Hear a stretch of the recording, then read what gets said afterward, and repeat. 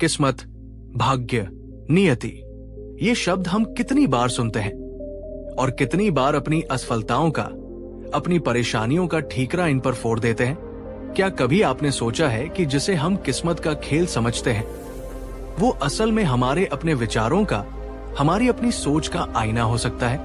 आज मैं आपको एक ऐसी कहानी सुनाने जा रहा हूं जो शायद आपकी जिंदगी के प्रति आपके नजरिए को बदल दे। ये कहानी है उम्मीद की, ये कहानी है बदलाव की, और सबसे बढ़कर ये कहानी है इस बात की कि कैसे सिर्फ अपनी सोच को बदलकर एक इंसान अपनी पूरी किस्मत को पलट सकता है। नमस्कार दोस्तों, स्वागत आपका हमारे चैनल पर, जहां हम जीवन को बदलने वाली कहानियों और विचारों को आपके सामने लाते हैं। आज का हमारा विषय है सोच बदलो, किस्मत खुद ब खुद बदल जाएगी।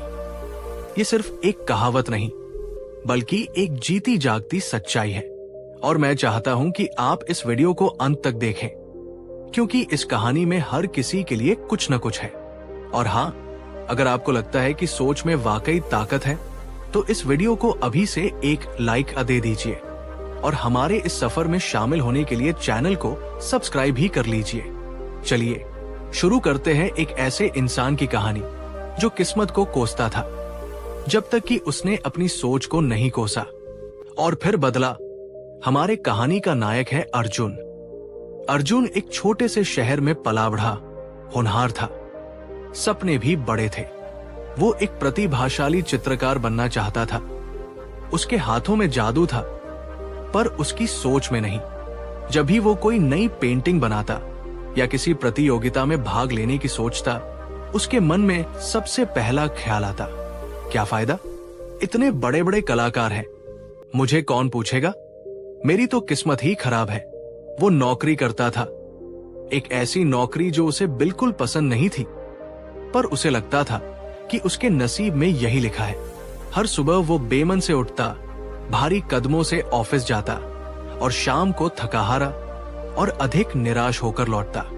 उसके दोस्त तरक्की कर रहे थे, कोई अपना बिजनेस शुरू कर रहा था, कोई विदेश जा रहा था, और अर्जुन उन्हें देखकर और कुढ़ता, इन सब की किस्मत अच्छी है, मेरे साथ ही हमेशा बुरा होता है। एक बार उसे एक बड़ी कंपनी में अपनी कलाकृति दिखाने का मौका मिला। वो बहुत उत्साहित था। उसने रात दिन एक करके एक शानदार पेंटिंग बनाई। लेकिन जिस दिन उसे जाना था, उस दिन शहर में भारी बारिश हुई, रास्ते बंद हो गए और वो समय पर नहीं पहुंच सका। वो घर लौटा, पेंटिंग को कोने में फेंका और फूट फूट कर रोने लगा। देखा, मैंने कहा था ना, मेरी किस्मत ही खराब है, भगवान भी नहीं चाहता कि मैं आगे बढ़ूं। दोस्तों, एक सवाल आपसे, क्या आपने कभी अर्जुन की तरह महसूस किया है? क्या कभी ऐसा लगा है कि सारी कायनात आपके खिलाफ हो गई है और आपकी किस्मत आपका साथ नहीं दे रही? नीचे कमेंट में हाँ या नहीं लिखकर बताइए। हम सब कभी न कभी ऐसे दौर से गुजरते हैं। अर्जुन का जीवन ऐसे ही नकारात्मक विचारों और निराशा के चक्रव्यूह में फंसा हुआ था। वो हर छोटी बड़ी असफलता का दोष अपनी किस्मत को देता और अपनी सोच को बदलने की कभी कोशिश नहीं करता। उसकी कला, जो उसका जुनून थी, अब धूल फाक रही थी, क्योंकि उसे लगता था कि वो कभी सफल नहीं हो पाएगा। एक शाम अर्जुन अपनी रोजाना की निराशा से घिरा एक शांत पार्क में जाकर बैठ गया। वो अपनी किस्मत को कोस रहा था, अपने अधूरे सपनों का मातम मना रहा था। तभी उसकी नजर पास बैठे एक बुजुर्ग व्यक्ति पर पड़ी। वो व्यक्ति बड़े प्यार से पौधों को पानी दे रहे थे, उनसे बातें कर रहे थे, और उनके चेहरे पर एक अद्भुत शांति और संतोष का भाव था। अर्जुन उन्हें देखता रहा। कुछ देर बाद हिम्मत करके अर्जुन उनके पास गया। बाबा जी, आप इतने खुश कैसे रह लेते हैं? क्या आपकी जिंदगी में कोई परेशानी नहीं है? अर्जुन ने पूछा। बुजुर्ग व्यक्ति, जिन्हें हम गुरुजी कहेंगे, वे मुस्कुराए। उनकी मुस्कान में अजीब सा सुकून था। बेटा, परेशानी किसके जीवन में नहीं होती, पर खुशी या गम इस बात पर निर्भर करता है कि हम उस परेशानी को देखते कैसे हैं। अर्जुन ने अपनी सारी व्यथा उनके सामने उंडेल दी। अपनी असफलताएं, अपनी टूटी हुई उम्मीदें और अपनी खराब किस्मत। गुरुजी ने बड़े ध्यान से उसकी सारी बातें सुनी। फिर उन्होंने कहा, बेटा, तुम्हारी किस्मत खराब नहीं है, तुम्हारी सोच खराब है। तुमने अपनी सोच को इतना नकारात्मक बना लिया है कि तुम्हें हर अच्छी चीज में भी बुराई ही नजर आती है। अर्जुन को यह सुनकर धक्का लगा। आज तक सबने उसकी किस्मत को दोष दिया था या उसे सांत्वना दी थी। पहली बार किसी ने उसकी सोच पर उंगली उठाई थी। गुरुजी ने आगे कहा, जैसा बीज बोओगे वैसा ही तो फल पाओगे। अगर तुम मन में निराशा, भय और असफलता के बीज बोओगे तो जीवन में वही तो उगेगा। अपनी सोच के खेत में उम्मीद, साहस और सकारात्मकता के बीज बोना शुरू करो, फिर देखो फसल कैसे लहलहाती है। दोस्तों, गुरुजी की ये पहली बात, किस्मत खराब नहीं, सोच खराब है, क्या आपके दिल को छू गई? अगर हाँ, तो इस वीडियो को एक लाइक जरूर दीजिए। और क्या आप मानते हैं कि हमारी सोच हमारी किस्मत को प्रभावित कर सकती है? कमेंट में अपने विचार साझा करें। अर्जुन के लिए ये एक नया विचार था, एक ऐसा विचार जिसने उसे झकझोर दिया था। वो गुरुजी की बातों पर विचार करने लगा। उस रात अर्जुन को नींद नहीं आई। गुरुजी के शब्द उसके कानों में गूंज रहे थे, जैसा बीज बोओगे वैसा फल पाओगे। अगले दिन वो फिर उसी पार्क में गुरुजी से मिलने गया। गुरुजी, मैं आपकी बात समझा, पर ये सोच बदलती कैसे है? सालों से जो आदत पड़ी है उसे कैसे छोड़ूं? गुरुजी मुस्कुराए, बेटा, ये एक दिन का काम नहीं, ये एक साधना है। जैसे तुम रोजाना अपने शरीर को भोजन देते हो, वैसे ही रोजाना अपने मन को सकारात्मक विचारों का भोजन देना होगा। उन्होंने अर्जुन को एक छोटा सा अभ्यास बताया। रोज सुबह उठकर सबसे पहले शीशे के सामने खड़े होकर खुद से कहो, मैं सक्षम हूं, मैं खुश हूं, आज का दिन मेरे लिए अच्छा होगा, मैं अपनी किस्मत खुद बनाऊंगा। और रात को सोने से पहले दिन भर में हुई कोई भी 3 अच्छी बातें याद करो, चाहे वो कितनी भी छोटी क्यों न हो, और उनके लिए धन्यवाद दो। अर्जुन को यह थोड़ा अजीब लगा, पर उसने तय किया कि वो इसे आजमा कर देखेगा। खोने को तो वैसे भी कुछ नहीं था। शुरुआत में बहुत मुश्किल हुई। शीशे के सामने खुद से सकारात्मक बातें कहना बनावटी लगता था। रात को अच्छी बातें ढूंढने में भी दिमाग खाली हो जाता था। पुरानी नकारात्मक सोच बार बार हावी हो जाती थी। क्या फर्क पड़ेगा इससे? मन में आवाज आती। लेकिन अर्जुन ने हार नहीं मानी। गुरुजी से वो रोज मिलता, अपनी मुश्किलें बताता और गुरुजी उसे हौसला देते। बेटा, मन एक बगीचे की तरह है, अगर तुम उसमें अच्छे फूल नहीं लगाओगे तो खरपतवार तो अपने आप उगाएगी। तुम्हें रोजाना अपनी सोच के बगीचे से नकारात्मक विचारों को उखाड़ फेंकना होगा और सकारात्मकता के फूल लगाने होंगे। एक छोटा सा सवाल आपके लिए, दोस्तों, क्या आप आज सुबह उठकर अपने बारे में कोई 5 अच्छी बातें, 5 सकारात्मक सोच सकते हैं या बोल सकते हैं? कोशिश कीजिए। और अगर आप सहज महसूस करें तो उनमें से कोई एक अच्छी बात नीचे कमेंट में लिखकर हमारे साथ भी साझा कीजिए। जैसे, मैं आज बहुत ऊर्जावान महसूस कर रही हूं। धीरे धीरे हफ्तों और महीनों के अभ्यास के बाद अर्जुन को बदलाव महसूस होने लगा। अर्जुन अब भी वही नौकरी कर रहा था, लेकिन अब उसका नजरिया बदल गया था। वो सुबह उठकर सकारात्मक बातें कहता, ऑफिस में छोटी छोटी चीजों में खुशी ढूंढने लगा। उसके सहकर्मी भी उसके इस बदलाव को देखकर हैरान थे। रात को जब वो अच्छी बातें लिखता तो उसे एहसास होता कि उसका दिन उतना भी बुरा नहीं था जितना वो पहले सोचता था। कभी किसी अजनबी की मुस्कान, कभी समय पर बस का मिल जाना, कभी बॉस से मिली छोटी सी तारीफ, वो इन सब छोटी खुशियों को पहचानने लगा था। उसकी नकारात्मक सोच अब कम होने लगी थी और सकारात्मकता के नन्हे पौधे उगने लगे थे। एक दिन उसने हिम्मत करके अपने पुराने अधूरे पड़े कैनवस निकाले। सालों बाद उसने फिर से ब्रश उठाया। इस बार उसके मन में ये डर नहीं था कि मैं सफल नहीं होऊंगा, बल्कि ये उत्साह था कि मुझे पेंटिंग करना पसंद है, मैं इसे अपने लिए कर रहा हूं। उसने अपने आसपास की छोटी छोटी चीजों में सुंदरता देखनी शुरू कर दी। एक खिलता हुआ फूल, बारिश की बूंदें, बच्चों की हंसी, और यही सुंदरता उसकी पेंटिंग्स में भी उतरने लगी। उसकी सोच बदल रही थी और इसका असर उसके काम पर, उसके व्यवहार पर और उसके जीवन पर साफ दिखने लगा था। दोस्तों, क्या आप अर्जुन की इस यात्रा से जुड़ पा रहे हैं? अगर हाँ, और अगर आपको लगता है कि ये कहानी किसी और की भी मदद कर सकती है जो अपनी सोच से परेशान है, तो इस वीडियो को उनके साथ शेयर जरूर कीजिएगा। ज्ञान बांटने से बढ़ता है। अर्जुन अब भी गुरुजी से मिलता था।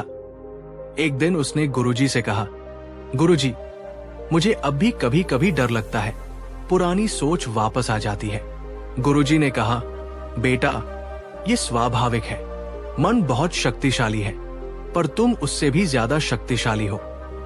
जब भी नकारात्मक विचार आए, उसे पहचानो और उसे सकारात्मक विचार से बदल दो।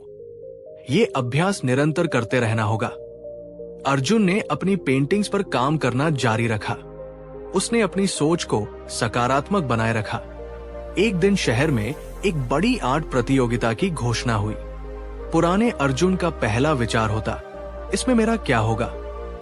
लेकिन नए अर्जुन ने सोचा, ये एक अच्छा मौका है अपनी कला को दुनिया के सामने लाने का। परिणाम जो भी हो, मैं अपना सर्वश्रेष्ठ दूंगा। उसने प्रतियोगिता के लिए एक पेंटिंग बनाई जिसमें उसने अपनी सारी सकारात्मक ऊर्जा और अपने नए नजरिए को उंडेल दिया। उसने उस पेंटिंग में जीवन के संघर्ष को नहीं, बल्कि जीवन की सुंदरता और उम्मीद को दर्शाया। प्रतियोगिता का दिन आया। अर्जुन थोड़ा घबराया हुआ था, पर उसने खुद को याद दिलाया, मैं सक्षम हूं, मैंने अपना सर्वश्रेष्ठ दिया है। जब परिणाम घोषित हुए तो अर्जुन को पहला पुरस्कार तो नहीं मिला, लेकिन उसकी पेंटिंग को विशेष सराहना मिली और शहर के एक जाने माने आर्ट गैलरी के मालिक ने उसकी कला में रुचि दिखाई। ये अर्जुन के जीवन का एक महत्वपूर्ण मोड़ था। उस गैलरी मालिक ने अर्जुन को अपनी गैलरी में एक छोटी सी प्रदर्शनी लगाने का मौका दिया।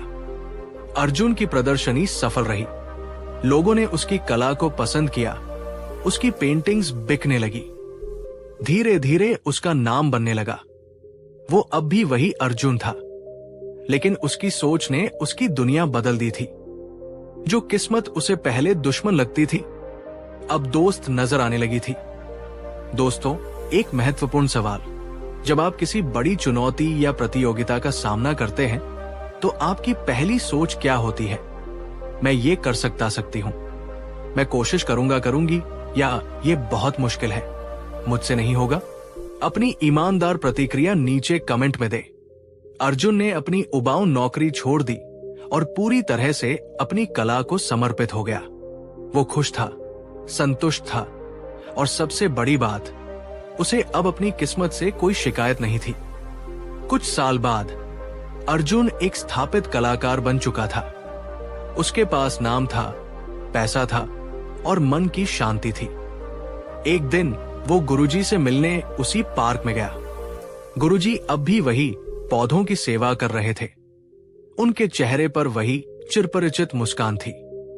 अर्जुन ने गुरुजी के पैर छुए और कहा, गुरुजी, आपने मेरी जिंदगी बदल दी। अगर आप न मिलते तो मैं आज भी अपनी किस्मत को कोस रहा होता। गुरुजी मुस्कुराए, बेटा, मैंने कुछ नहीं किया, ये सब तुमने खुद किया है। तुमने अपनी सोच को बदला और तुम्हारी सोच ने तुम्हारी दुनिया बदल दी। किस्मत बाहर नहीं, हमारे अंदर होती है, हमारे विचारों में, हमारे कर्मों में। याद रखो, जीवन में परिस्थितियां हमेशा हमारे नियंत्रण में नहीं होती, पर उन परिस्थितियों के प्रति हमारी सोच, हमारी प्रतिक्रिया हमेशा हमारे नियंत्रण में होती है। और यही वह चाबी है जो किस्मत के ताले खोलती है। अर्जुन को समझ आ गया था कि किस्मत कोई लिखी हुई लकीर नहीं, बल्कि हमारे रोजमर्रा के विचारों और कर्मों का परिणाम है। जब हम अपनी सोच को सकारात्मक, उम्मीदों से भरा और दृढ़ बनाते हैं, तो हम अनजाने में ही अपनी किस्मत को एक नई बेहतर दिशा दे रहे होते हैं। दोस्तों, अर्जुन की ये कहानी हमें क्या सिखाती है? इस कहानी का सबसे बड़ा सबक क्या है जो आप अपने साथ लेकर जाएंगे? एक शब्द या एक वाक्य में नीचे कमेंट में बताइए। और अगर आप भी आज से, अभी से अपनी सोच को सकारात्मक दिशा देने का प्रण लेते हैं तो कमेंट में लिखिए, मैं अपनी सोच बदलूंगी और अपनी किस्मत खुद बनाऊंगी। यह आपका खुद से किया गया एक वादा होगा। तो दोस्तों, ये थी अर्जुन की कहानी, एक ऐसे इंसान की कहानी जिसने ये साबित कर दिया कि हमारी सबसे बड़ी शक्ति हमारी सोच है। सोच बदलो, किस्मत खुद ब खुद बदल जाएगी। ये सिर्फ एक नारा नहीं, बल्कि एक जीवन मंत्र है। हो सकता है आपकी जिंदगी में भी मुश्किलें हों, चुनौतियां हों, पर याद रखिए, आपके पास वो शक्ति है जिससे आप अपने नजरिए को बदल सकते हैं। और जब नजरिया बदलता है तो नजारे अपने आप बदलने लगते हैं। ये बदलाव एक दिन में नहीं आएगा, इसमें समय लगेगा, धैर्य लगेगा और निरंतर अभ्यास लगेगा। पर यकीन मानिए, ये प्रयास आपके जीवन का सबसे सार्थक प्रयास होगा। अगर अर्जुन की इस कहानी ने आपके दिल को छुआ है, अगर इसने आपको कोई नई उम्मीद दी है, तो इस वीडियो को एक लाइक देना बिल्कुल न भूलें। आपकी एक लाइक हमें और ऐसी कहानियां लाने के लिए प्रेरित करती है। कमेंट में हमें जरूर बताएं कि आपको ये कहानी कैसी लगी और आप अगला वीडियो किस विषय पर देखना चाहेंगे। और हाँ, इस कहानी को, इस संदेश को अपने उन सभी दोस्तों और प्रियजनों के साथ शेयर कीजिए जिन्हें शायद इसकी सबसे ज्यादा जरूरत हो। क्या पता आपका एक शेयर किसी की निराशा भरी जिंदगी में उम्मीद की किरण जगा दे। और अगर आपने अभी तक हमारे चैनल को सब्सक्राइब नहीं किया है तो अभी कर लीजिए और बेल आइकन को भी दबा दीजिए ताकि हमारी कोई भी जीवन बदलने वाली कहानी आपसे छूट न जाए। जाने से पहले एक आखिरी बात, आपके जीवन में वो कौन सी एक सोच है जिसे आप आज बदलना चाहेंगे ताकि आपकी किस्मत एक नया सकारात्मक मोड़ ले सके? हमें कमेंट बॉक्स में बताइए। याद रखिए, बदलाव की शुरुआत पहले कदम से होती है। याद रखिए, आपकी किस्मत आपके हाथों में है, या यूं कहें आपके विचारों में है। तो अपनी सोच को बदलिए और देखिए कैसे आपकी दुनिया बदलती है। अगली बार तक सकारात्मक रहिए, खुश रहिए। धन्यवाद। कहानी 2, क्या हमारी किस्मत की लकीरें हमारे जन्म से पहले ही खींच दी जाती है? क्या हमारे जीवन का हर पन्ना, हर अध्याय पहले से ही लिखा जा चुका है? क्या हम सब एक पूर्व निर्धारित नाटक के महज किरदार हैं, अपनी अपनी भूमिका निभाते हुए?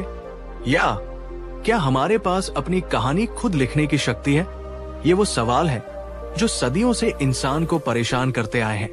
भाग्य, नियति, किस्मत, तकदीर, न जाने कितने नामों से हम उस अनदेखी शक्ति को पुकारते हैं जो हमारे जीवन को संचालित करती हुई प्रतीत होती है। नमस्कार दोस्तों, एक बार फिर स्वागत आपका है आपका हमारे चैनल पर। आज हम एक ऐसे ही ज्वलंत प्रश्न की गहराइयों में उतरेंगे जिसने हर युग में हर व्यक्ति को सोचने पर विवश किया है। क्या सच में भाग्य पहले से लिखा होता है? और हम जानेंगे कि इस विषय पर तथागत गौतम बुद्ध का क्या कहना था।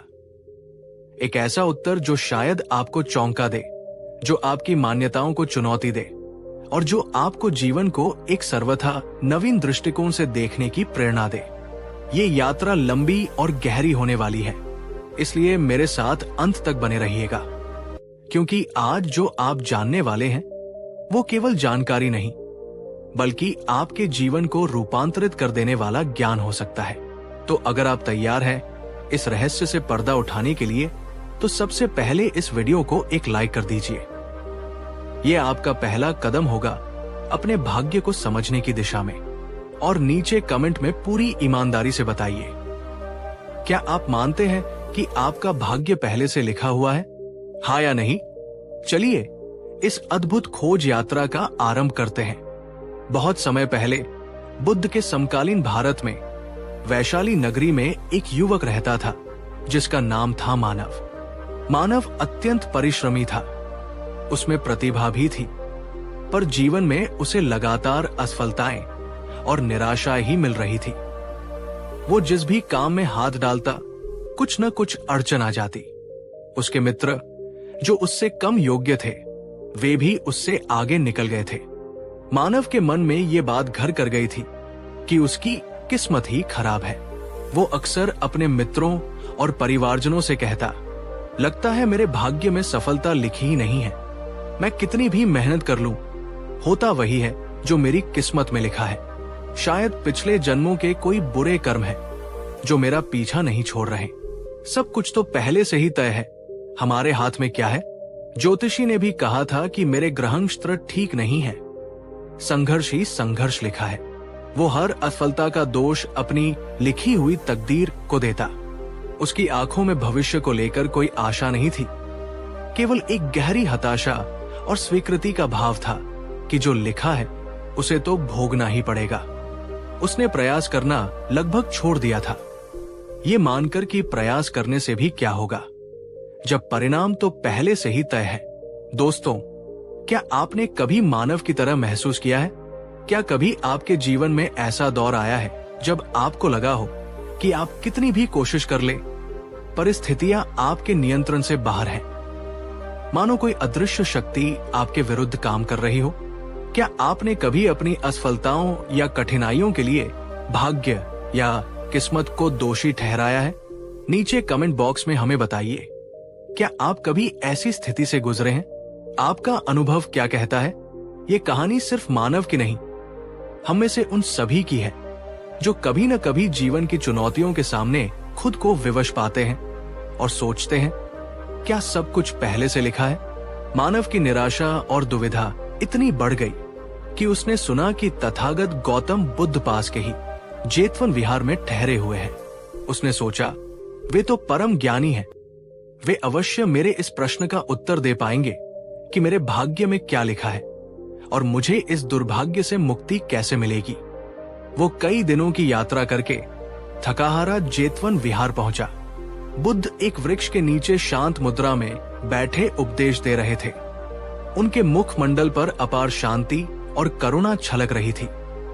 अवसर पाकर मानव ने बुद्ध के चरणों में प्रणाम किया और हाथ जोड़कर भरे हुए कंठ से पूछा, भगवन तथागत, मैं अपने जीवन से बहुत हताश हूं। क्या आप कृपा करके बता सकते हैं कि मेरा भाग्य क्या है? क्या ये सच है कि जो हमारे जीवन में होता है वो सब पहले से ही लिखा होता है? यदि हाँ, तो क्या इससे बचने का कोई उपाय है? बुद्ध ने मानव की ओर अत्यंत करुणा और स्नेह से देखा। सभा में एकदम शांति छा गई। सभी बुद्ध के उत्तर की प्रतीक्षा करने लगे। बुद्ध कुछ क्षण मौन रहे, फिर उन्होंने जो कहा उसने मानव को ही नहीं बल्कि वहां उपस्थित सभी लोगों को चकित कर दिया। बुद्ध ने कहा, प्रिय मानव, तुम पूछते हो कि क्या भाग्य पहले से लिखा होता है। मैं तुमसे कहता हूं, ऐसा कोई भाग्य नहीं है जो किसी अपरिवर्तनीय पत्थर की लकीर की तरह पहले से लिख दिया गया हो और जिसे बदला न जा सके। मानव भौंचक्का रह गया। ये तो उसकी सारी मान्यताओं के विपरीत था। उसने कहा, लेकिन भगवान, ज्योतिषी, पंडित सभी तो यही कहते हैं कि हमारे कर्मों का लेखा जोखा, हमारी नियति सब पूर्व निर्धारित है। बुद्ध हल्के से मुस्कुराए और बोले, मानव, लोग जिसे भाग्य या नियति कहते हैं वो वास्तव में तुम्हारे अपने ही पूर्व कर्मों का परिणाम है। और जिस प्रकार पूर्व कर्मों ने वर्तमान परिस्थितियों को जन्म दिया है, उसी प्रकार तुम्हारे वर्तमान कर्म तुम्हारे भविष्य का निर्माण करेंगे। कोई बाहरी शक्ति, कोई ईश्वर या कोई ग्रहनक्षत्र तुम्हारे भाग्य का लेखक नहीं है। तुम स्वयं अपने भाग्य के निर्माता हो। ये सुनकर आपको कैसा लगा? क्या बुद्ध का ये उत्तर आपके लिए भी चौंकाने वाला है? क्या आप हमेशा से यही मानते आए थे कि कोई ऊपर वाला या कोई शक्ति है जो हमारी किस्मत लिखती है? बुद्ध के ये शब्द एक बहुत बड़ी जिम्मेदारी हमारे ही कंधों पर डाल देते हैं। नीचे कमेंट में बताइए, बुद्ध के इस पहले उत्तर पर आपकी क्या प्रतिक्रिया है? क्या यह आपको राहत देता है या और अधिक चिंतित करता है? मानव अभी भी कुछ भ्रमित था।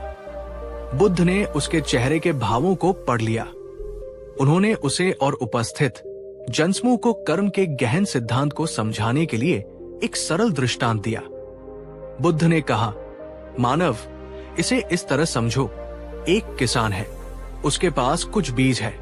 ये बीज उसके पूर्व कर्मों की तरह है, कुछ उत्तम कोटि के, कुछ साधारण और कुछ शायद उतने अच्छे नहीं। अब यदि वो किसान आलस्य में बैठा रहे, उन बीजों को बोए ही नहीं, खेत को तैयार न करे, समय पर पानी न दे, खरपतवार न हटाए, तो क्या केवल अच्छे बीज होने से ही उसे अच्छी फसल मिल जाएगी? सभी ने सिर हिलाकर नहीं में उत्तर दिया।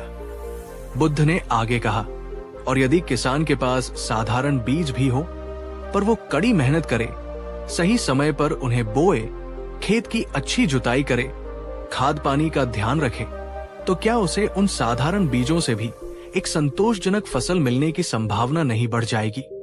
उपस्थित लोगों ने सहमति में सिर हिलाया। बुद्ध ने समझाया, तुम्हारा जीवन भी इसी खेत की तरह है।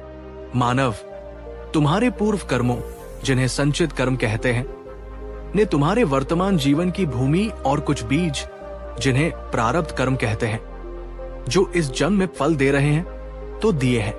लेकिन तुम वर्तमान में जो नए कर्म कर रहे हो, तुम्हारी सोच, तुम्हारे वचन, तुम्हारे कार्य, वही ये तय करेंगे कि भविष्य में तुम्हें कैसी फसल मिलेगी। यदि तुम केवल अपने प्रारब्ध को कोसते रहोगे और नए पुरुषार्थ नहीं करोगे, तो तुम अपनी स्थिति को कैसे बदल पाओगे?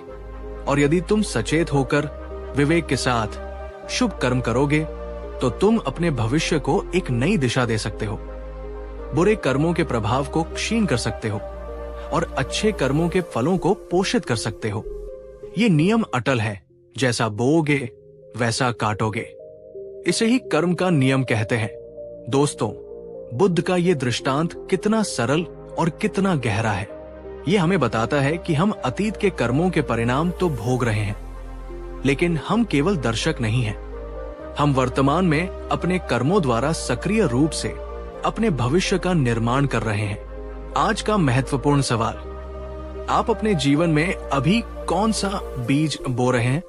क्या आप अपने विचारों, शब्दों और कर्मों के प्रति सचेत हैं, या आप अनजाने में ही नकारात्मकता, आलस्य या अकर्मण्यता के बीज बो रहे हैं? नीचे कमेंट में पूरी ईमानदारी से बताइए। आज आप अपने भविष्य के लिए कौन सा एक सकारात्मक बीज बोने का संकल्प लेते हैं? जैसे रोज ध्यान करना, कोई नई स्किल सीखना, किसी की मदद करना, नकारात्मक सोचना बंद करना आदि। और अगर बुद्ध की ये शिक्षा आपको महत्वपूर्ण लग रही है, तो इस वीडियो को शेयर जरूर कीजिएगा उन लोगों के साथ जो किस्मत के भरोसे बैठे हैं। मानव ने पूछा, भगवान, तो क्या इसका अर्थ यह है कि ज्योतिष, हस्तरेखा या मुहूर्त जैसी चीजों का कोई महत्व नहीं है? क्या वे सब व्यर्थ है? बुद्ध ने उत्तर दिया, मानव, ये सब संकेत मात्र हो सकते हैं, कुछ प्रवृत्तियों या संभावनाओं की ओर इशारा कर सकते हैं जो तुम्हारे पूर्व कर्मों के आधार पर बनी है। जैसे आकाश में बादल देखकर वर्षा की संभावना बताई जा सकती है, पर यह निश्चित नहीं कि वर्षा होगी ही या कितनी होगी।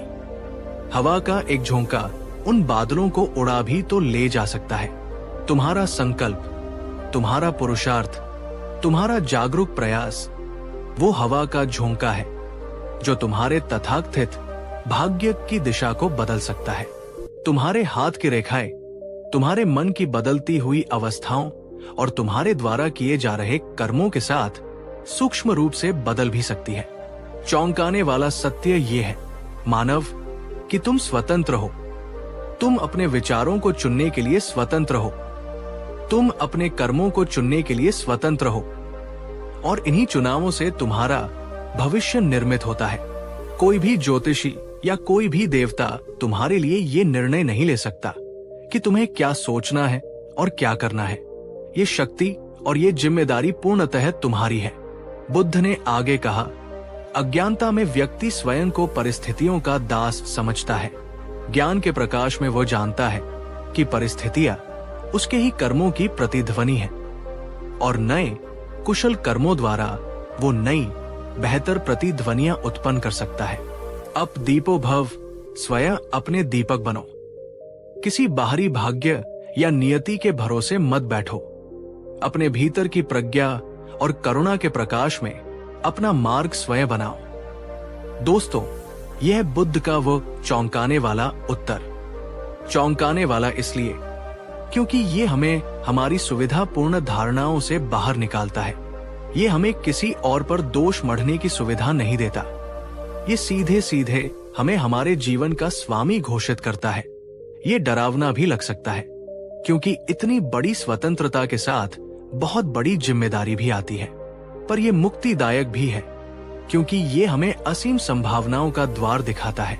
इस बिंदु पर अगर आपको लग रहा है कि ये जानकारी आपके या किसी और के काम आ सकती है, तो एक बार फिर याद दिला दो। इसे लाइक और शेयर करना न भूलें। शायद आपके एक शेयर से किसी निराश व्यक्ति को जीवन की नई दिशा मिल जाए। बुद्ध के वचनों ने मानव के जीवन पर गहरा और स्थायी प्रभाव डाला। तुम स्वयं अपने भाग्य के निर्माता हो। ये शब्द उसके हृदय में अंकित हो गए। अब वो अपनी असफलताओं के लिए किस्मत को नहीं कोसता था। वो सुबह जल्दी उठता, ध्यान करता, अपने विचारों के प्रति सजग रहता। उसने अपने काम को पूरी लगन और ईमानदारी से करना शुरू किया। परिणाम की बहुत अधिक चिंता किए बिना केवल अपने कर्म को श्रेष्ठ बनाने पर ध्यान केंद्रित किया। उसने नकारात्मक लोगों और नकारात्मक विचारों से दूरी बनाई। उसने दूसरों की मदद करना, दान देना और शील का पालन करना शुरू किया। शुरुआत में मुश्किलें आई। पुरानी आदतें आसानी से नहीं छूटती। कई बार मन में निराशा भी आई, पर जब भी वो कमजोर पड़ता, उसे बुद्ध के शब्द याद आ जाते, जैसा बोओगे वैसा काटोगे। धीरे धीरे उसके जीवन में परिवर्तन आने लगे। उसके व्यापार में उन्नति होने लगी। उसके संबंध मधुर होने लगे। उसके चेहरे पर चिंता की जगह शांति और आत्मविश्वास ने ले ली। लोग हैरान थे कि मानव के जीवन में ये चमत्कार कैसे हुआ। कुछ ने कहा, देखो, इसकी किस्मत बदल गई। पर मानव जानता था कि ये किस्मत का बदलाव नहीं, बल्कि उसके कर्मों का, उसकी सोच का, उसके दृष्टिकोण का बदलाव था। कुछ वर्षों बाद मानव फिर बुद्ध से मिला। इस बार उसके चेहरे पर कृतज्ञता और आंखों में ज्ञान की चमक थी। उसने बुद्ध को प्रणाम किया और कहा, भगवान, आपने मुझे सबसे बड़ा सत्य सिखाया। मैं पहले अपने भाग्य को कोसता था, पर अब मैं जानता हूं कि मैं ही अपने भाग्य का लेखक हूं। मेरे हाथ में ही वो कलम है जिससे मैं अपनी कहानी लिख सकता हूं।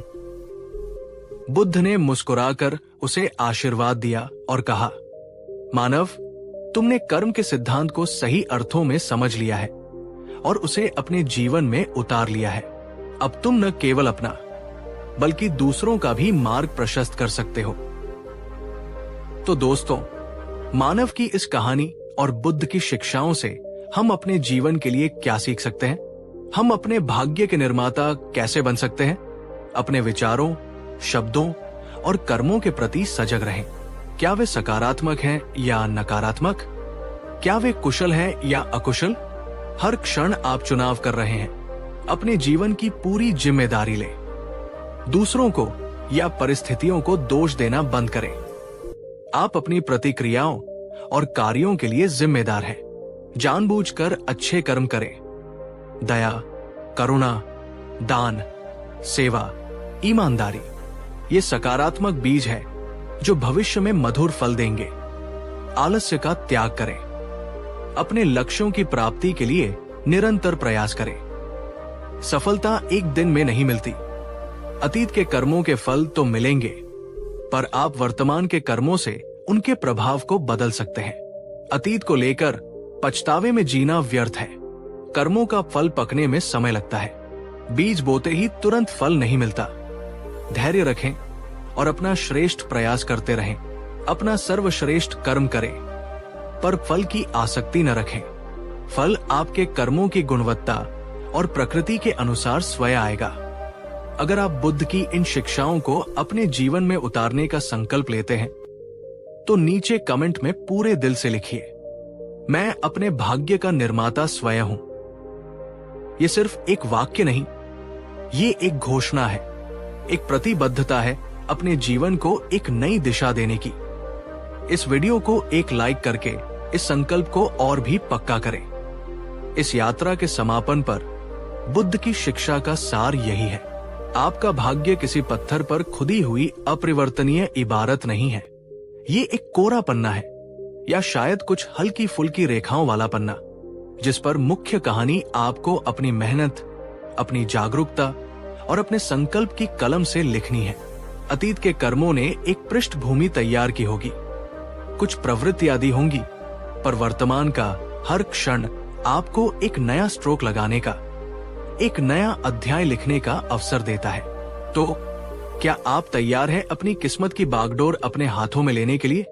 क्या आप तैयार हैं उस अदृश्य लेखक की भूमिका से बाहर निकलकर अपने जीवन महाकाव्य के मुख्य लेखक बनने के लिए? जाने से पहले आपके लिए एक महत्वपूर्ण प्रश्न नीचे कमेंट में हमें जरूर बताइए।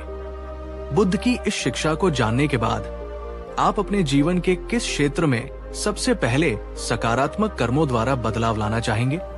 क्या वो आपका करियर है, आपके रिश्ते हैं, आपका स्वास्थ्य है, या आपकी आध्यात्मिक उन्नति? आपका हर कमेंट हमारे लिए महत्वपूर्ण है। हम यहाँ एक समुदाय हैं, एक दूसरे से सीखने और प्रेरित करने के लिए। और हाँ, अगर आप चाहते हैं कि हम गौतम बुद्ध की किसी अन्य शिक्षा, किसी जातक कथा या कर्म और पुनर्जन्म जैसे गूढ़ विषयों पर और विस्तृत वीडियो बनाएं, तो अपने सुझाव हमें कमेंट्स में अवश्य दें। अंतिम कॉल टू एक्शन, अगर इस वीडियो ने आपके किसी भ्रम को तोड़ा है, आपको कोई नई दृष्टि दी है या आपको प्रेरित किया है, तो प्लीज इसे लाइक करना बिल्कुल न भूलें। आपका एक लाइक हमें ऐसे और वीडियो बनाने की प्रेरणा देता है।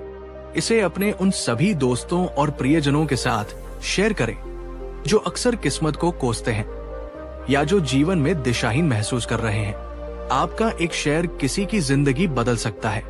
और हाँ, हमारे चैनल इनर अवेकनिंग को सब्सक्राइब करके वो घंटी वाला आइकन दबाना न भूलें, ताकि बुद्ध की ऐसी ही जीवन बदलने वाली शिक्षाएं आप तक सबसे पहले पहुंचती रहें हर सप्ताह। याद रखिए, सबसे बड़ा अंधविश्वास ये मानना नहीं है कि भाग्य होता है, बल्कि ये मानना है कि भाग्य को बदला नहीं जा सकता। बुद्ध ने हमें दिखाया कि हम न केवल इसे बदल सकते हैं, बल्कि हम ही इसके रचयिता हैं। आपके बहुमूल्य समय और ध्यान के लिए हृदय से धन्यवाद। जागरूक रहें, कर्मशील रहें और अपने भाग्य के निर्माता बने। आपका अपना चैनल। प्रिय दर्शकों, अगर आप यहां तक सुन रहे हैं तो यकीन मानिए, आप केवल एक दर्शक नहीं, बल्कि इस बुद्धमय यात्रा का हिस्सा है। दोस्तों, अगर आप गौतम बुद्ध की इन शिक्षाओं से कुछ सीखते हैं, अगर ये कहानियां आपके मन को छूती है, आपकी सोच को बदलती है और आपको शांति की ओर ले जाती है, तो जरा सोचिए, अगर हम सब मिलकर इस ज्ञान की रोशनी को और दूर तक फैलाएं, तो कितनी जिंदगियां बदल सकती हैं। आपका एक छोटा सा समर्थन इस चैनल को और भी बेहतर बनाने में मदद करता है। आप चैनल की मेंबरशिप ज्वाइन कर सकते हैं, जहां आपको विशेष कहानियां, मेडिटेशन गाइड्स और गहरे ज्ञान का एक्सेस मिलेगा, जिसे हम सिर्फ मेंबर्स के लिए लाते हैं। ये न सिर्फ आपके लिए एक आध्यात्मिक सहयोग होगा, बल्कि हमारे इस मिशन को भी सशक्त बनाएगा। और अगर आप मेंबरशिप नहीं ले सकते तो भी कोई बात नहीं, आप सुपर थैंक्स के जरिए अपना आभार व्यक्त कर सकते हैं। ये छोटे छोटे योगदान ही हमारे लिए ऊर्जा का काम करते हैं, जैसे कोई दीपक अंधेरे में रोशनी देता है। हम पैसे नहीं मांगते, हम बस इतना कहते हैं, अगर ये ज्ञान आपको छू गया है तो इसे दूसरों तक पहुंचाने में हमारा साथ दीजिए। नीचे ज्वाइन बटन पर क्लिक कीजिए या सुपर थैंक्स से सहयोग दीजिए और इस बुद्ध पथ पर हमारे साथ चलिए। धन्यवाद। और याद रखिए, जो दूसरों को दीपक देता है वो खुद भी अंधेरे से बाहर आता है। जैसा बोओगे वैसा काटोगे। ये कहावत तो हम सब ने सुनी है, लेकिन क्या कभी आपने गहराई से सोचा है कि कर्मों के ये बीज आखिर कब अंकुरित होते हैं? कैसे तय होता है कि किस कर्म का फल कब, किस रूप में और कितनी तीव्रता से मिलेगा? क्या अच्छे कर्मों का फल हमेशा अच्छा ही होता है और बुरे कर्मों का दंड निश्चित है, या फिर ये सब सिर्फ एक भ्रम है, एक सांत्वना है जो हम खुद को देते हैं? ये प्रश्न सदियों से मानवता को झकझोरते रहे हैं। आज हम एक ऐसी यात्रा पर निकलेंगे जो कर्म के इसी रहस्यमय चक्र को समझने का प्रयास करेगी। एक ऐसी कहानी जिसे सुनकर शायद आपके होश उड़ जाए, या कम से कम कर्म और उसके फल को देखने का आपका नजरिया हमेशा के लिए बदल जाए। नमस्कार दोस्तों, एक बार फिर स्वागत आपका हमारे चैनल पर। आज का विषय जितना आम है उतना ही गहरा और जटिल भी। कर्म का फल कब, कैसे और क्यों। हम केवल सतही बातें नहीं करेंगे, बल्कि एक प्राचीन कहानी और गहन विश्लेषण के माध्यम से इस गुत्थी को सुलझाने का प्रयास करेंगे। लेकिन रुकिए, इस रहस्यमयी यात्रा में मेरे साथ अंत तक बने रहिएगा, क्योंकि हर परत के नीचे एक नया सत्य आपका इंतजार कर रहा है। अगर आप भी कर्म के इस विधान को गहराई से समझना चाहते हैं तो अभी इस वीडियो को एक लाइक कर दीजिए। ये आपका पहला कर्म होगा इस ज्ञान यज्ञ में। और नीचे कमेंट करके बताइए, क्या आपके मन में भी कभी ये सवाल उठा है कि मेरे अच्छे कर्मों का फल मुझे कब मिलेगा, या उस बुरे इंसान के साथ बुरा क्यों नहीं हो रहा? पूरी ईमानदारी से जवाब दीजिएगा। चलिए कर्म के इस महासागर में गोता लगाते हैं। कर्म एक छोटा सा शब्द, पर इसमें पूरे ब्रह्मांड का विधान छिपा है। इसे आप न्यूटन का तीसरा नियम कह ले। हर क्रिया की बराबर और विपरीत प्रतिक्रिया होती है, या इसे भाग्य का लेखा जोखा। लेकिन ये इतना सीधा और सरल नहीं है जितना दिखता है। हम अक्सर देखते हैं एक व्यक्ति जीवन भर धर्म और नेकी के रास्ते पर चलता है, फिर भी दुख और कठिनाइयां उसका पीछा नहीं छोड़ती। वहीं दूसरी ओर एक धूर्त अधर्मी व्यक्ति हर तरह के सुख भोगता हुआ ऐशो आराम की जिंदगी जीता हुआ दिखाई देता है। ये देखकर मन में सवाल उठना स्वाभाविक है। कहाँ है न्याय? कहाँ है कर्म का सिद्धांत?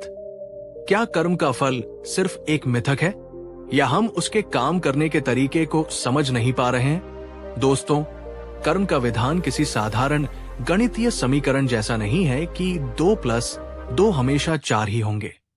ये एक अत्यंत सूक्ष्म, जटिल और बहुआयामी प्रक्रिया है, जिसके तार हमारे अतीत, वर्तमान और भविष्य से जुड़े होते हैं। अब मेरा आपसे एक सवाल है, जब आप किसी ऐसे व्यक्ति को देखते हैं जो आपके अनुसार बुरा है, लेकिन फिर भी जीवन में सफल और सुखी नजर आता है, तो आपके मन में सबसे पहला विचार क्या आता है? क्या आपको गुस्सा आता है, निराशा होती है, या आप सोचते हैं कि शायद कर्म जैसी कोई चीज होती ही नहीं? नीचे कमेंट्स में अपने विचार खुलकर साझा करें। आपकी हर प्रतिक्रिया महत्वपूर्ण है। आइए इस रहस्य को एक कहानी के माध्यम से समझने का प्रयास करते हैं। एक ऐसी कहानी जो शायद आपके कई भ्रमों को तोड़ देगी। बहुत समय पहले अवंतिका नगरी में 2 मित्र रहते थे, धर्मदास और कुटिलानंद। दोनों ने एक ही गुरुकुल में शिक्षा पाई थी, पर दोनों के स्वभाव और जीवन दृष्टि में आकाश पाताल का अंतर था। धर्मदास, जैसा नाम वैसा ही उसका स्वभाव, सत्यवादी, परोपकारी, ईश्वर में आस्था रखने वाला और हर कार्य धर्म और नीति के अनुसार करने वाला। उसका मानना था कि ईमानदारी और मेहनत से कमाया हुआ थोड़ा धन भी बेईमानी से कमाए हुए अपार धन से श्रेष्ठ होता है। कुटिलानंद अत्यंत चतुर, वाक्पटु, लेकिन भीतर से स्वार्थी और अवसरवादी। उसका मानना था कि दुनिया में वही सफल होता है जो किसी भी तरह से अपना काम निकालना जानता हो, चाहे उसके लिए झूठ, फरेब या अन्याय का सहारा ही क्यों न लेना पड़े। धर्म कर्म को वो कमजोरों का ढकोसला मानता था। शिक्षा समाप्त कर दोनों अपने अपने मार्ग पर निकल पड़े। धर्मदास ने एक छोटा सा व्यापार शुरू किया। वो पूरी ईमानदारी और मेहनत से काम करता, ग्राहकों से उचित मूल्य लेता और मुनाफे का एक हिस्सा गरीबों और जरूरतमंदों की सेवा में लगा देता। लेकिन उसका व्यापार बहुत धीमी गति से बढ़ रहा था। कई बार उसे आर्थिक तंगी का भी सामना करना पड़ता। उसके परिवार वाले भी कभी कभी उसकी अत्यधिक ईमानदारी पर सवाल उठाते। दूसरी ओर कुटिलानंद ने अपनी चतुराई और धूर्तता से जल्द ही राज दरबार में पैठ बना ली। वो अधिकारियों को रिश्वत देता, झूठी प्रशंसा करता और अपनी चिकनी चुपड़ी बातों से राजा का प्रिय बन गया। देखते ही देखते वो नगर का एक प्रभावशाली और धनी व्यक्ति बन गया। उसके पास आलीशान महल, नौकर चाकर और अकूत संपत्ति थी। वो हर तरह के भोग विलास में लिप्त रहता।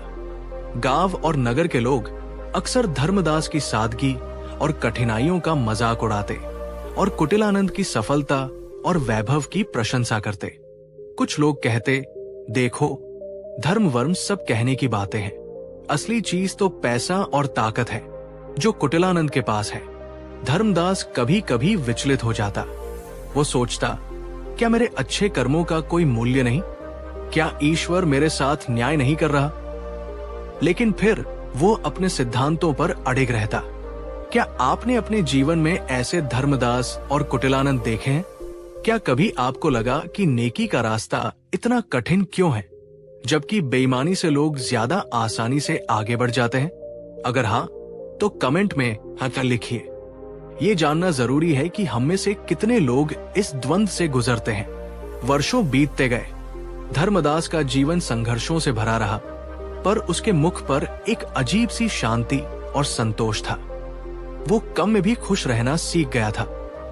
उसकी ख्याति एक सच्चे और परोपकारी व्यक्ति के रूप में फैल रही थी। भले ही उसके पास धन दौलत अधिक न हो, लोग उससे सलाह लेने आते, उसके पास बैठकर उन्हें शांति मिलती। कुटिलानंद का वैभव और अहंकार दिन प्रतिदिन बढ़ता जा रहा था। उसने कई निर्दोष लोगों को अपने स्वार्थ के लिए नुकसान पहुंचाया था। कई लोगों की जमीनें हड़प ली थी, कईयों को झूठे मुकदमों में फंसा दिया था। उसे लगता था कि पैसा और ताकत से वो कुछ भी खरीद सकता है, किसी को भी झुका सकता है। कर्म और उसके फल पर उसे दूर दूर तक कोई विश्वास नहीं था। वो अक्सर कहता, मेरा भाग्य मैंने खुद लिखा है, अपने बाहुबल और बुद्धि से। कहाँ है वो कर्म का देवता जो मेरा कुछ बिगाड़ सके? एक बार नगर में भयंकर अकाल पड़ा। लोग भूखों मरने लगे। धर्मदास ने अपने घर में जो कुछ भी जमा पूंजी और अनाज था, वो गरीबों में बांट दिया। वो स्वयं आधा पेट खाकर रहता, पर किसी जरूरतमंद को अपने द्वार से खाली हाथ नहीं लौटाता। वही कुटिलानंद ने इस अवसर को भी अपने लाभ के लिए इस्तेमाल किया। उसने अनाज का भंडारण कर लिया और उसे ऊंचे दामों पर बेचने लगा। उसने अकाल को भी अपने लिए मुनाफे का सौदा बना लिया। दोस्तों, यहाँ एक क्षण रुककर सोचिए, जब हम किसी को कठिनाई में देखते हैं तो हमारी पहली प्रतिक्रिया क्या होती है? मदद करने की, या उससे लाभ उठाने की, या हम तटस्थ रहते हैं? ये छोटा सा चुनाव भी एक कर्म है और इसका भी फल निश्चित है। धर्मदास के मन में कभी कभी निराशा घर कर जाती थी। एक दिन वो अपनी शंकाओं का समाधान पाने के लिए नगर के बाहर एक प्रसिद्ध तपस्वी महात्मा के पास गया। उसने महात्मा को अपनी और कुटिलानंद की पूरी कहानी सुनाई और पूछा, हे गुरुवर, क्या अच्छाई का कोई फल नहीं? क्या कुटिलानंद जैसे अधर्मी सदा सुखी रहेंगे और मुझ जैसे धर्मपरायण सदा दुखी? महात्मा मुस्कुराए। उनकी आंखों में अपार करुणा और ज्ञान का तेज था। उन्होंने कहा, पुत्र, तुम कर्म के विधान को स्थूल दृष्टि से देख रहे हो। कर्म का खाता अत्यंत सूक्ष्म और जटिल होता है। हर कर्म, चाहे वो मन से किया गया हो, वचन से या शरीर से, एक बीज की तरह होता है। कुछ बीज शीघ्र फल देते हैं, कुछ को समय लगता है और कुछ को तो अगले जन्म तक का इंतजार करना पड़ता है। कुटिलानंद आज जो सुख भोग रहा है, महात्मा ने समझाया, वो संभवतः उसके पूर्व जन्मों के किन्हीं शुभ कर्मों का फल है जो अब पककर उसके सामने आए हैं। लेकिन इस जन्म में वह जो नए बुरे कर्मों के बीज बो रहा है, धोखा, अन्याय, शोषण, उनका फल भी उसे अवश्य मिलेगा। हो सकता है उन बीजों को पकने में समय लगे, पर वे निष्फल नहीं जाएंगे। और तुम धर्मदास, महात्मा ने स्नेह से कहा, तुम जो आज कष्ट सह रहे हो वो तुम्हारे ही किसी पूर्व कर्म का भुगतान हो सकता है, या फिर ये तुम्हारे धैर्य और तुम्हारी आस्था की परीक्षा है। तुम्हारे द्वारा किए जा रहे सत्कर्मों के बीज भी धीरे धीरे पुण्य के विशाल वृक्ष बन रहे हैं। उनका मधुर फल तुम्हें तब मिलेगा जब उसका सही समय आएगा। हो सकता है इसी जीवन में या अगले जीवन में, लेकिन मिलेगा अवश्य, और वो फल इतना मधुर और स्थायी होगा कि कुटिलानंद का क्षणिक वैभव उसके सामने तुच्छ लगेगा। महात्मा ने आगे कहा, याद रखो, कर्म 3 प्रकार के होते हैं। संचित कर्म, हमारे सभी पूर्व जन्मों के कर्मों का भंडार जिनका फल अभी मिलना बाकी है। प्रारब्ध कर्म, संचित कर्म का वो हिस्सा जिसका फल हम इस वर्तमान जन्म में भोग रहे हैं। यही हमारा भाग्य या नियति कहलाता है। इसे भोगना ही पड़ता है। क्रियमाण या आगामी कर्म, वे नए कर्म जो हम इस वर्तमान जीवन में कर रहे हैं, ये हमारे भविष्य के प्रारब्ध का निर्माण करते हैं। कुटिलानंद अपने प्रारब्ध के शुभ फल भोग रहा है, पर अपने क्रियमाण कर्मों से अपने भविष्य को अंधकारमय बना रहा है। तुम अपने प्रारब्ध के अनुसार कुछ कष्ट भोग रहे हो, पर अपने क्रियमाण सत्कर्मों से अपने भविष्य को उज्जवल बना रहे हो। धर्मदास को महात्मा की बातों से बहुत शांति मिली। उसे कर्म के विधान पर अटूट विश्वास हो गया। क्या आप महात्मा की इस व्याख्या से सहमत हैं? क्या आपको लगता है कि हमारे जीवन की घटनाएं हमारे संचित, प्रारब्ध और क्रियमाण कर्मों का मिलाजुला परिणाम है? नीचे कमेंट में सहमत या असहमत लिखकर अपने विचार व्यक्त करें।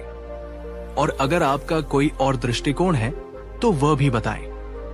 महात्मा के वचन सत्य सिद्ध होने लगे। कुछ वर्षों बाद कुटिलानंद के बुरे दिन शुरू हुए। उसके एकमात्र पुत्र को एक गंभीर बीमारी ने घेर लिया। देश विदेश के बड़े बड़े वैद्य आए, पर कोई उसे ठीक न कर सका। कुटिलानंद ने पानी की तरह पैसा बहाया, पर सब व्यर्थ। उसके व्यापार में अचानक बड़े बड़े घाटे होने लगे। जिन अधिकारियों को वो रिश्वत देकर अपने काम करवाता था, वे बदल गए या उसके खिलाफ हो गए। राजा को भी उसकी धूर्तता और प्रजा पर किए गए अत्याचारों का पता चल गया। राजा ने क्रोधित होकर उसकी सारी संपत्ति जब्त कर ली और उसे कारागार में डाल दिया। एक समय जो व्यक्ति वैभव और शक्ति के शिखर पर था, आज वो पाई पाई को मोहताज, अकेला और तिरस्कृत था। कारागार की कोठरी में उसे अपने वे सारे बुरे कर्म याद आते जो उसने दूसरों के साथ किए थे। उसे समझ आ रहा था कि ये उसी के बोए हुए बीजों का कड़वा फल है। दूसरी ओर धर्मदास का जीवन धीरे धीरे पर निश्चित रूप से बदल रहा था। उसकी ईमानदारी और परोपकार की चर्चा दूर दूर तक फैल गई थी।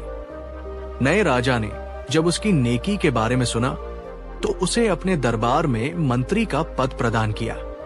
उसके बच्चों ने अच्छी शिक्षा प्राप्त की और वे भी अपने पिता की तरह नेक और सफल बने। उसके पास अब धन दौलत भी थी, पर उससे ज्यादा उसके पास लोगों का प्यार, सम्मान और मन की शांति थी। वो अब भी सादगी से रहता और अपनी संपत्ति का बड़ा हिस्सा जन कल्याण में लगाता। जिस अकाल के समय उसने गरीबों की मदद की थी, वे लोग उसे देवता की तरह पूजते थे। लोग अब समझने लगे थे कि कर्म का फल देर से ही सही, पर मिलता अवश्य है। यही वो क्षण था जब होश उड़ गए। उन्होंने अपनी आंखों से देखा कि कैसे समय ने कुटिलानंद के अहंकार को चूर चूर कर दिया और धर्मदास के धैर्य और सत्कर्मों को पुरस्कृत किया। दोस्तों, ये कहानी हमें सिखाती है कि कर्म का पहिया बहुत धीरे पर निश्चित रूप से घूमता है। आपको क्या लगता है, कुटिलानंद को अपने कर्मों का फल मिलने में इतना समय क्यों लगा? क्या ये तात्कालिक नहीं होना चाहिए था? अपनी राय कमेंट्स में साझा करें। तो दोस्तों, धर्मदास और कुटिलानंद की ये कहानी कोई कपोल कल्पित कथा नहीं है। ये हमारे आसपास, हमारे समाज में हर युग में घटित होती आई है और हो रही है। इस कहानी से हमें कर्म और उसके फल के बारे में कुछ महत्वपूर्ण व्यावहारिक बातें सीखने को मिलती है। धैर्य रखें, कर्म का फल तुरंत नहीं मिलता। जैसे बीज को वृक्ष बनने और फल देने में समय लगता है, वैसे ही हमारे कर्मों को भी परिपक्व होने में समय लगता है। इसलिए अच्छे कर्म करते रहें और धैर्य रखें। नियत का महत्व। कर्म केवल बाहरी क्रिया नहीं है, आपकी नियत भी उतनी ही महत्वपूर्ण है। एक ही क्रिया अलग अलग नियत से की जाए तो उसका फल भी अलग अलग होता है। फल की आसक्ति न रखें। निष्काम कर्म गीता में भगवान श्री कृष्ण कहते हैं, कर्मण ये वाधिकारस्ते मां फलेषु कदाचन, अर्थात तुम्हारा अधिकार केवल कर्म करने में है, उसके फल में कभी नहीं। जब हम फल की चिंता किए बिना केवल अपना कर्तव्य समझकर अच्छे कर्म करते हैं तो हम कर्म के बंधन से मुक्त होते हैं। कोई कर्म व्यर्थ नहीं जाता। हर छोटा बड़ा अच्छा बुरा कर्म ब्रह्मांड के इस विशाल कंप्यूटर में दर्ज हो जाता है। उसका प्रभाव आज नहीं तो कल, इस जन्म में नहीं तो अगले जन्म में अवश्य प्रकट होगा। दूसरों के भाग्य से अपनी तुलना न करें। हर व्यक्ति अपने अपने संचित और प्रारब्ध कर्मों का फल भोग रहा है। किसी के तात्कालिक सुख या दुख को देखकर अपने मार्ग से विचलित न हो। वर्तमान पर ध्यान दें। अतीत के कर्मों को हम बदल नहीं सकते, उन्हें केवल भोग सकते हैं, या अच्छे कर्मों से उनके प्रभाव को कुछ हद तक कम कर सकते हैं। भविष्य हमारे हाथ में नहीं है, हमारे हाथ में केवल वर्तमान है। इसलिए वर्तमान में सचेत रहकर शुभ कर्म करें, यही आपके भविष्य को संवारेगा। आज का सबसे महत्वपूर्ण सवाल, इस कहानी को सुनने के बाद क्या आप अपने जीवन में कोई एक ऐसा कुटिलानंद वाला कर्म पहचान सकते हैं जिसे आप आज से ही छोड़ने का संकल्प लेंगे, या कोई एक ऐसा धर्मदास वाला कर्म जिसे आप अपने जीवन में और मजबूती से अपनाएंगे? नीचे कमेंट में पूरी ईमानदारी से अपना संकल्प लिखिए। आपका यह संकल्प ही आपके कर्म सुधार की पहली सीढ़ी बनेगा। अगर आपको यह कहानी और इसकी शिक्षाएं दिल को छू गई हो तो इस वीडियो को एक लाइक करना न भूलें। यह हमें ऐसे ही और गहरे विषयों पर वीडियो बनाने की प्रेरणा देता है, और इसे अपने दोस्तों और परिवारजनों के साथ शेयर अवश्य करें ताकि वे भी कर्म के इस गूढ़ रहस्य को समझ सकें। कर्म का सिद्धांत केवल प्राचीन कथाओं या धार्मिक ग्रंथों तक सीमित नहीं है। ये जीवन का एक सार्वभौमिक नियम है, एक विज्ञान है। आप इसे कॉज एंड इफेक्ट का नियम कह सकते हैं। हर विचार, हर शब्द, हर क्रिया एक कारण है और उसका परिणाम एक प्रभाव है। ये प्रभाव सिर्फ बाहरी दुनिया पर नहीं, बल्कि सबसे पहले हमारे अपने मन, हमारे अपने चित्त पर पड़ता है। जब हम क्रोध, घृणा, ईर्ष्या जैसे नकारात्मक भावों से भरकर कर्म करते हैं तो हम सबसे पहले अपने भीतर जहर घोलते हैं, और जब हम प्रेम, करुणा, दया, सेवा जैसे सकारात्मक भावों से कर्म करते हैं तो हम अपने भीतर अमृत सींचते हैं। ये समझना महत्वपूर्ण है कि कर्म का फल हमेशा भौतिक या स्थूल रूप में ही नहीं मिलता। मन की शांति, संतोष, आंतरिक खुशी, अच्छी सेहत, अच्छे संबंध, ये भी शुभ कर्मों के ही फल है। और अशांति, चिंता, भय, रोग, टूटे रिश्ते, ये अशुभ कर्मों के परिणाम हो सकते हैं। इसलिए अपने हर कर्म के प्रति सचेत रहें, अपने विचारों के प्रति जागरूक रहें, क्योंकि विचार ही कर्मों के बीज हैं।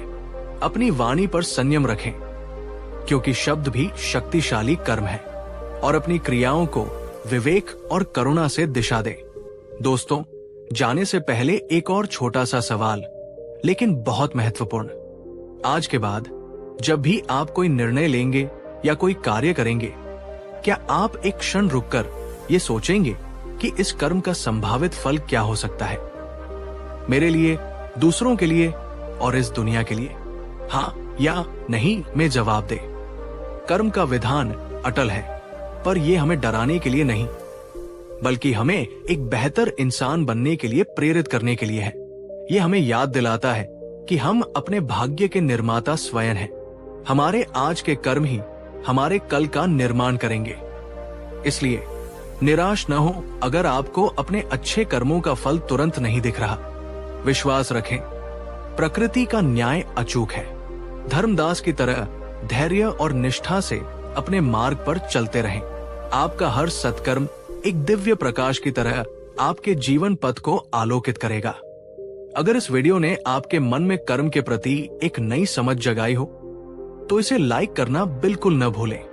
इसे अपने सभी प्रियजनों के साथ शेयर करें ताकि वे भी इस शाश्वत ज्ञान से लाभान्वित हो सके। आपके मन में इस विषय से संबंधित कोई और प्रश्न हो या आप किसी और गहरे विषय पर हमसे वीडियो चाहते हो तो नीचे कमेंट सेक्शन में हमें अवश्य बताएं। हम आपके सभी कमेंट्स पढ़ते हैं और उनसे प्रेरणा लेते हैं।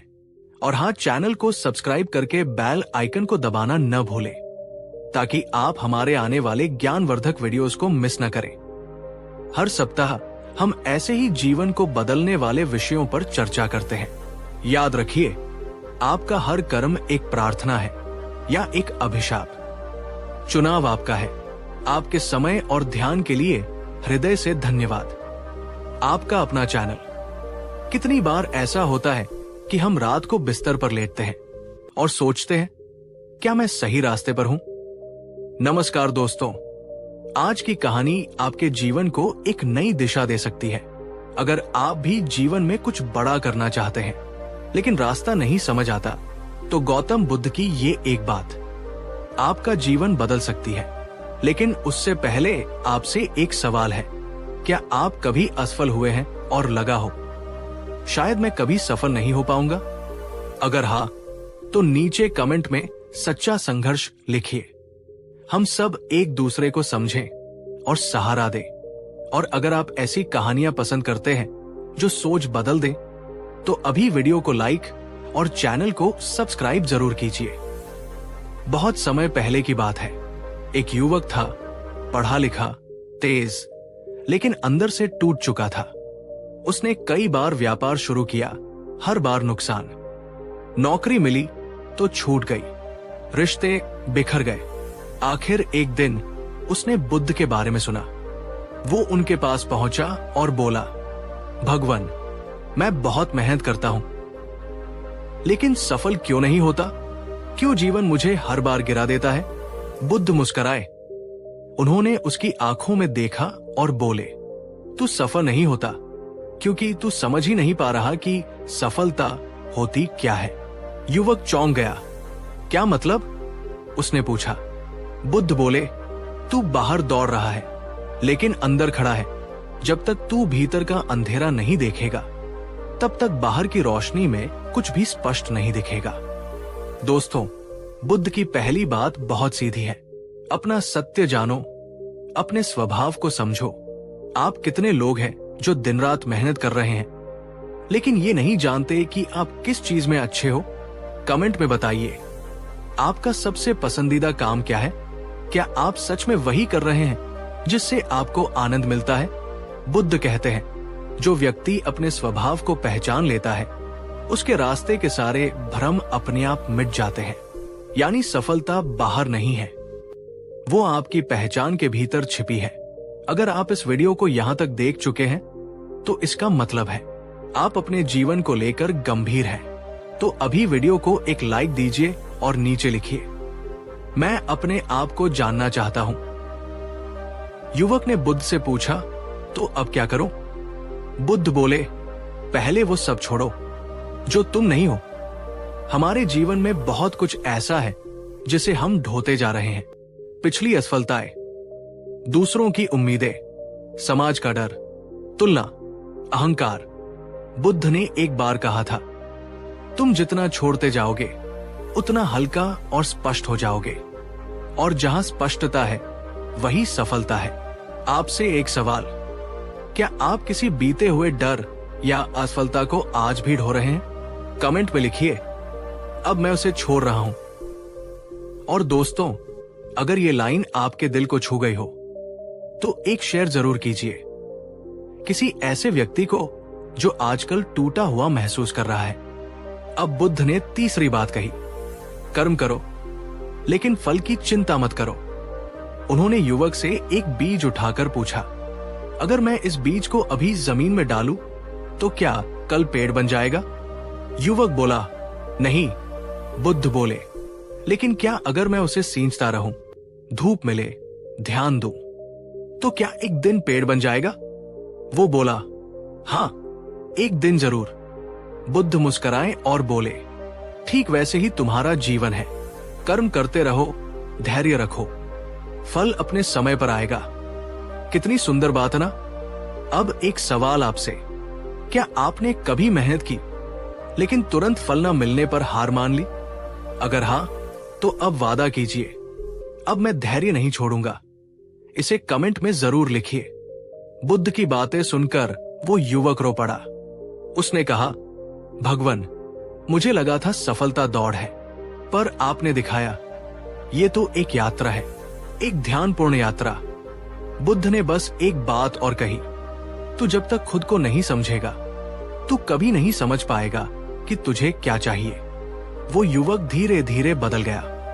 वो अब हर दिन ध्यान करता, अपने कर्म पर ध्यान देता और धीरे धीरे उसे वही सब मिलने लगा जो वो पहले भागदौड़ में खो चुका था। तो दोस्तों, बुद्ध की इन 3 बातों में छिपा है जीवन की सफलता का रहस्य। 1. स्वयं को जानो, खुद को समझो, अपने स्वभाव को जानो। 2. जो नहीं हो उसे छोड़ दो, अतीत, डर, अहंकार। 3. कर्म करो, धैर्य रखो, फल समय पर मिलेगा। आपसे एक आखिरी सवाल, इन तीनों में से आपको सबसे ज्यादा कौन सी बात असरदार लगी? कमेंट में बताइए, 1, 2 या 3। और अगर आपने वीडियो को यहां तक देखा है तो ये कोई संयोग नहीं है, ये संकेत है कि आप तैयार हैं बदलने के लिए। तो अभी एक छोटा सा कदम उठाइए, वीडियो को लाइक करें, चैनल को सब्सक्राइब करें, इस वीडियो को किसी अपने के साथ शेयर करें जो अभी अंधेरे में है। दोस्तों, बुद्ध का मार्ग कठिन नहीं, बस सच्चा है। वो दिखाते हैं कि सफलता कोई मंजिल नहीं बल्कि भीतर की एक यात्रा है। जब आप अपने भीतर की आवाज सुनने लगते हैं तब बाहरी सफलता खुद चलकर आपके पास आती है। तो क्या आप तैयार हैं? क्या आप अपने भीतर झांकने का साहस रखते हैं? अगर हाँ, तो इस वीडियो को अपनी यात्रा की शुरुआत मानिए। और अंत में आप सबका बहुत बहुत धन्यवाद कि आपने इस वीडियो को इतने ध्यान से देखा। हम फिर मिलेंगे एक और जीवन बदलने वाली कहानी के साथ। तब तक ध्यान रखें, सफलता आपके भीतर ही है, बस उसे देखने की दृष्टि चाहिए। धन्यवाद। जय बुद्ध। कभी आपने सोचा है कि हम दिन रात भाग रहे हैं, लेकिन कहां जा रहे हैं? हम सब चाहते हैं पैसा, नाम, सुख, शांति, लेकिन एक सवाल, क्या आपने कभी भीतर झांक कर देखा है कि जो आप खोज रहे हैं क्या वो वास्तव में बाहर है? नमस्कार दोस्तों, आज हम बात करेंगे गौतम बुद्ध के 4 ऐसे नियमों की जो सिर्फ जीवन में सफलता ही नहीं बल्कि आंतरिक संतुलन और पूर्णता भी देते हैं। लेकिन शुरुआत एक सच्ची कहानी से। एक युवक जीवन से हारा हुआ बुद्ध के पास आया और बोला, भगवान, मैं असफल हूं, मैं प्रयास करता हूं लेकिन परिणाम नहीं मिलते, मैं जीवन से थक चुका हूं। बुद्ध मुस्कुराए और बोले, तू असफल नहीं है, तू बस अंधेरे में है। चल, मैं तुझे 4 नियम दूं, अगर अपनाएगा तो सफलता अपने आप तुझे ढूंढ लेगी। दोस्तों, वीडियो को ध्यान से देखिए और बीच बीच में कमेंट जरूर करते रहिए। कौन सा नियम आपको सबसे ज्यादा गहराई से छूता है? अगर आप इन बातों से जुड़ पा रहे हैं तो अभी वीडियो को लाइक करिए, और अगर पहली बार चैनल पर आए हैं तो सब्सक्राइब करना मत भूलिए। बुद्ध ने कहा, हर सफलता की शुरुआत होती है सही दृष्टिकोण से। अगर तुम चीजों को देखने का तरीका नहीं बदलते तो रास्ते चाहे जितने बदलो मंजिल नहीं मिलेगी। सम्यक दृष्टि यानी सच्चाई को जैसा है वैसा देखना, अपने भ्रम और धारणाओं को पहचानना, लक्ष्य को लेकर स्पष्ट होना। मान लीजिए कोई युवक क्रिकेटर बनना चाहता है लेकिन वो दिन भर सोशल मीडिया पर समय बर्बाद करता है। क्या उसका लक्ष्य स्पष्ट है? या फिर कोई कहता है मुझे जीवन में कुछ बड़ा करना है, लेकिन उसे ये भी नहीं पता कि बड़ा होता क्या है। बुद्ध कहते हैं, यदि दिशा स्पष्ट नहीं तो गति व्यर्थ है। अब आपसे एक सवाल, क्या आपकी जिंदगी में लक्ष्य पूरी तरह स्पष्ट है अगर हाँ तो नीचे कमेंट करें, मेरी दिशा स्पष्ट है।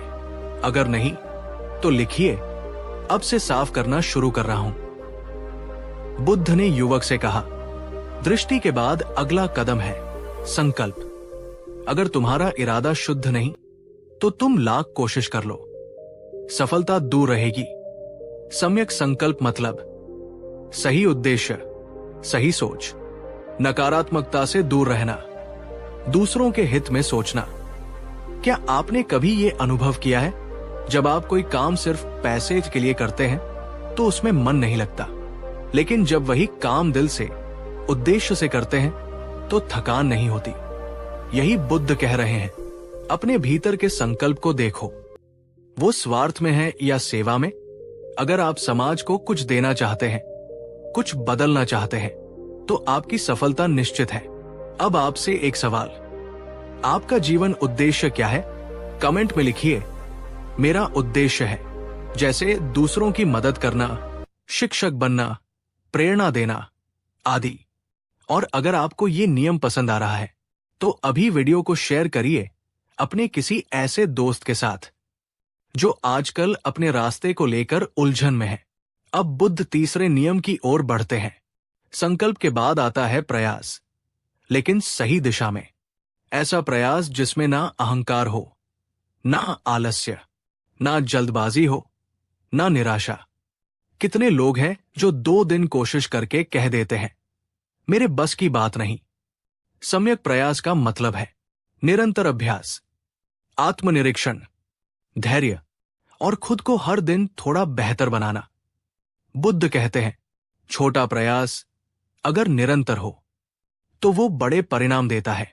अब एक छोटी कहानी। एक किसान हर दिन एक चम्मच पानी एक बीज पर डालता था। लोग हंसते थे, इतने से क्या होगा? 5 साल बाद उस बीज ने धरती फाड़कर एक विशाल बांस का पेड़ बना लिया। क्यों? क्योंकि किसान का प्रयास लगातार था, बिना रुके, बिना थके। अब आपसे सवाल, आपने आखिरी बार किस काम को पूरे धैर्य से किया था, बिना जल्दी हिम्मत हारे? कमेंट करें, मैं अब लगातार प्रयास करूंगा। और अगर आप वाकई प्रयास कर रहे हैं तो अपने लिए ये वीडियो सेव कीजिए और जब भी थके लौटकर इसे फिर से देखिए। बुद्ध का चौथा और सबसे गहरा नियम, सम्यक स्मृति या सम्यक ध्यान, यानी कि माइंडफुलनेस। बुद्ध कहते हैं, तुम जो भी करो पूरे होश में करो। यही तुम्हारी शक्ति है, यहीं से तुम सफल बनते हो। आजकल हम सब डिस्ट्रैक्शन में जी रहे हैं, फोन, टीवी, चिंता, तुलना। हम कुछ करते हैं लेकिन दिमाग कहीं और होता है। बुद्ध कहते हैं, भोजन करो तो पूरा स्वाद लो, चलो तो अपने कदमों की ध्वनि सुनो, कार्य करो तो उसमें पूर्ण रूप से उपस्थित रहो। माइंडफुलनेस सक्सेस की मां है। अब सोचिए, अगर आप हर काम को 100% ध्यान से करें तो आपकी सफलता की संभावना कितनी बढ़ जाएगी? अब आपसे एक सवाल, क्या आप कभी एक समय में सिर्फ एक काम करते हैं, बिना भटके? अगर हां तो कमेंट करें, मैं जागरूकता में जीता हूं। अगर नहीं तो लिखिए, अब से मैं पूरी तरह उपस्थित रहूंगा। तो दोस्तों, बुद्ध के ये 4 नियम: 1. सम्यक दृष्टि, 2. सम्यक संकल्प, 3. सम्यक प्रयास, 4. सम्यक ध्यान। अगर इन्हें आप ईमानदारी से अपनाते हैं तो ना सिर्फ सफलता बल्कि भीतर की शांति, स्थिरता और संतुलन भी मिलेगा। सफलता केवल उपलब्धियों में नहीं है, बल्कि उस अवस्था में है जहां आप भीतर से शांत और बाहर से सार्थक हो। अब अंत में आपसे एक सवाल, आपको इन चारों में से कौन सा नियम सबसे ज्यादा पसंद आया और क्यों? कमेंट करें, मुझे सबसे ज्यादा पसंद आया क्योंकि। अगर ये वीडियो आपको प्रेरणा दे रहा है तो इसे अभी लाइक कीजिए और किसी एक ऐसे इंसान के साथ शेयर कीजिए जो आजकल सफलता की राह पर भटका हुआ है। और हां, अगर आप चाहते हैं कि हम हर हफ्ते ऐसी गहरी, सच्ची और जीवन बदलने वाली कहानियां लाते रहें तो इस चैनल को अभी सब्सक्राइब करिए और बेल आइकन दबाइए। और जाते जाते अपने लिए एक वादा कीजिए, मैं अपने जीवन की जिम्मेदारी खुद लूंगा। इसे नीचे कमेंट में लिखिए और अपनी सफलता की यात्रा की शुरुआत कीजिए। हम फिर मिलेंगे एक और ध्यान, प्रेरणा और जागरूकता से भरी कहानी के साथ। तब तक जय बुद्ध।